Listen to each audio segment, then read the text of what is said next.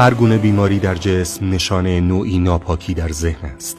هرگز به علت خوبی ها و پاکی هایتان بیمار نمی شوید.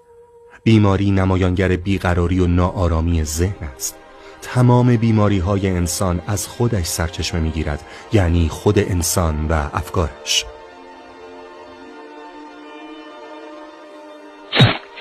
ناشی از نبخشیدن خود و دیگران است. وجود بغضی در گلوست. به دلیل افسوس گذشته خوردن است. به خاطر وجود آشفتگی ذهنی است. به دلیل عصبانیت طولانی مدت است. به خاطر مشکل عاطفی دراز مدتی است که حل نشده و باقی مانده است.